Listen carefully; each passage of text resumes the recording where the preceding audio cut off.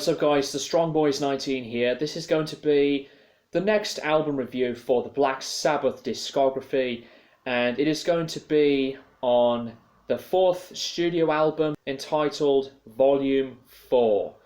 Volume 4 was released in 1972 and it's the follow-up to the band's third album, Master of Reality. Roger Bain was not present at this period of time because the lack of communication between him and the rest of the band started to make Roger Bain's contribution deteriorate, and this was the first album to be produced with a different producer by the name of Patrick Meehan, who was the band's manager.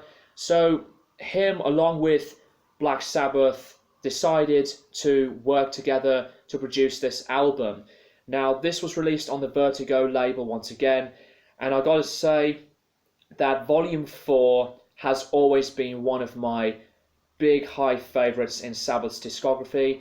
And from the background stories about this record, this is a cocaine album. That's really it. It's a cocaine-fueled album because the band at this point were really spending a lot of time on money spending for cocaine, especially in the studio. And at one point the police came and the rest of the band had to flush the piles of cocaine down the toilets, and there was a lot of abuse involving alcohol, and the sound of the band was really continuing into that heavy phase. Like Master of Reality, Volume 4 is another Sabbath album where the band progresses into different sounds with the heavy instrumentation. The production of this album is completely different to any Sabbath album in my mind. It is that all over the place because of the cocaine the band had. And while the sound of the instrumentation sound really good, the production of this album is on different sounds on the guitars, to the drums, the bass, and everything in between. But it does not really spoil the heavy amount of enjoyment that I have every time I listen to this album. And this is a record that has one of my biggest favorite Sabbath tracks of all time. The album cover features a monochrome photograph of Ozzy Osbourne with hands raised throwing the peace sign, taken during a Black Sabbath concert. The album's original release, on Vertigo in the UK, on Warner Brothers in the United States, and on Nippon Photogram in Japan, features a gatefold sleeve with a page glued into the middle. Each band member is given his own photo page, with the band on stage at the Birmingham Town Hall and photographed from behind at the very centre.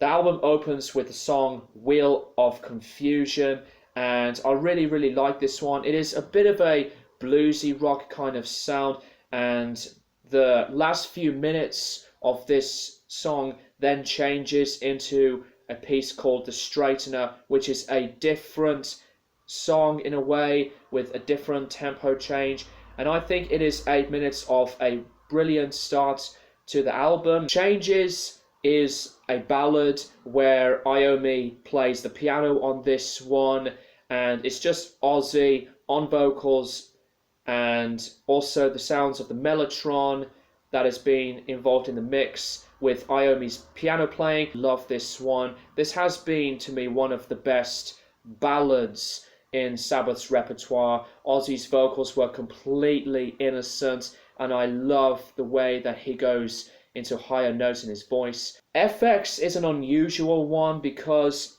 it is not really a song, and some people say that it's filler, but it's just random hits of the guitar strings from Iommi's Necklace of the Crucifix, and Iommi was just using random objects to hit the guitar, and some delay was happening, but then it leads to a classic song that I absolutely love, which is Supernauts. And I never knew about this, but this was Frank Zappa's favourite Sabbath song, and this song rocks. The drug-filled lyrics are highly consistent on almost every song on this album. This track has some amazing guitar harmonies, high octave vocals from Ozzy, and loud crashing cymbals. It is a masterpiece of a song.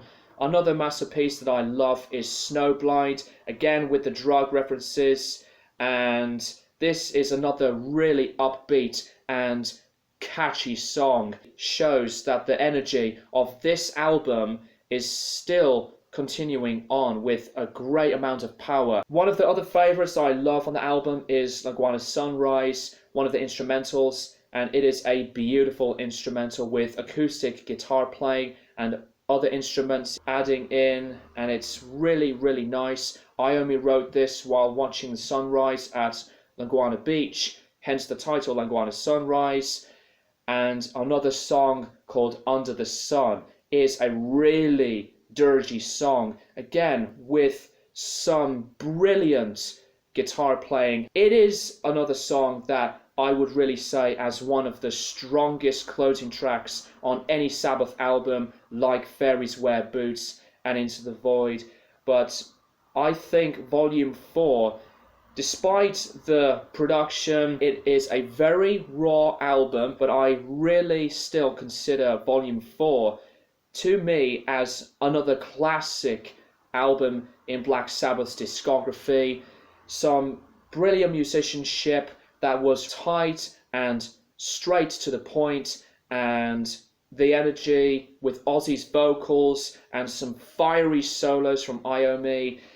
It is a crazy period for Sabbath at that point, but they still pulled it off with another masterpiece of an album. So let me know what you think of Volume 4 in the comments below, and this is still one of my favorite albums of all time. So with that being said, I'm going to give Volume 4 by Black Sabbath a 10 out of 10. And I will be back to do the review on their 5th album really soon, Sabbath Bloody Sabbath, so keep an eye out for that. Thank you guys for watching, and I'll keep you guys posted for more videos in the near future.